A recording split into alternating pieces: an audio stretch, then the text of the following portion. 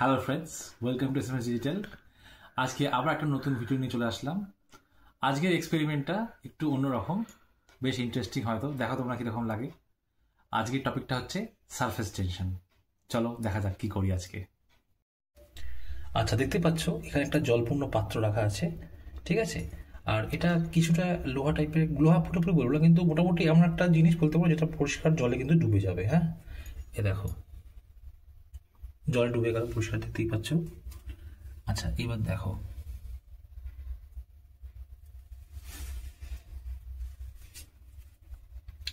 আমরা যদি খুব সাবধানে এটাকে রাখাতে পারি তাহলে কিন্তু এটা ভাসা উচিত। দেখো ভাসছে জলের মধ্যে। একটু আগে আমরা দেখতে পাচ্ছিলাম এই জিনিসটা কিন্তু জলের মধ্যে ডুবে যাচ্ছিল, কিন্তু এখন পরিষ্কার দেখতে পাচ্ছ এটা কিন্তু ভাসছে।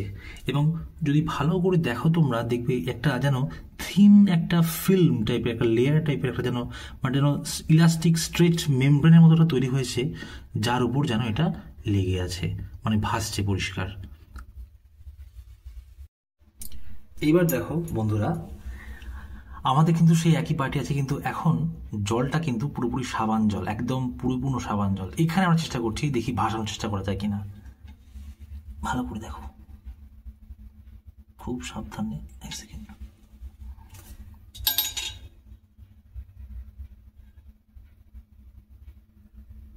দেখেছো কিছুতেই ভাসার চেষ্টা করছে না, ভাসছে না।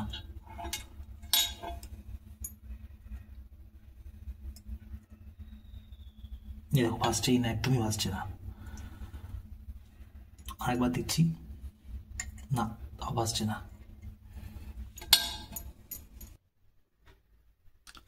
দেখো ফ্রেন্ডস, তাহলে তোমরা অলরেডি দেখলে একটা এক্সপেরিমেন্ট আমরা করলাম। এবার ব্যাপারটা বলে দিই যে এটার রিজনটা কী ছিল। দেখো, সারফেস টেনশন হচ্ছে আমরা একটা লিকুইডের প্রপার্টি, যেটা কিনা লিকুইডের সারফেসটাকে একটা মানে স্ট্রেচড ফিল্মের মতো বিহেভ করে। সেটা হচ্ছে কিন্তু সারফেস টেনশন। যার ফলে হয় কি, ওই যে আমরা দেখতে পাচ্ছিলাম তখন ও একটা ফিল্ম টাইপের, একটা যেন স্ট্রেচ ইলাস্টিক ফিল্ম টাইপের একটা পজিশন ছিল, তার উপরে আমরা যদি খুব আলতো করে জিনিসগুলো রাখি, যেগুলো নর্মালি জলে ডুবে যাওয়া উচিত, সেগুলো কিন্তু তখন ভাসবে। অর্থাৎ অ্যাকচুয়ালি হয় কি, এই সারফেস টেনশনেতে আমাদের ওয়াটার মলিকুলসগুলোর মধ্যে যে কোহেসিভ ফোর্সটা থাকে, সেই ফোর্সটার জন্য হয় কি, তলার মানে সারফেস লেভেলের ঠিক তলার ওয়াটার মলিকুলসগুলো উপরের সারফেস লেভেলের যে মলিকুলসগুলোকে আছে, ওয়াটার মলিকুলসগুলোকে সেগুলো টেনে রাখে, যার ফলে একটা পুরোপুরি স্ট্রেচড ফিল্মের মতো পুরো ওয়াটার সারফেসটা কাজ করে, যার জন্য কিন্তু ওর উপরে জিনিসগুলো ভেসে থাকতে পারে। তোমরা দেখবে বিভিন্ন রকম পতঙ্গ, পোকামাকড় কিন্তু অনেক সময় জলের উপর দিয়ে হেঁটে চলে যেতে পারে। এই সেম কারণের জন্যই কিন্তু জিনিসটা হয়, কেননা ইট অ্যাক্টস লাইক আ স্ট্রেচড ফিল্ম।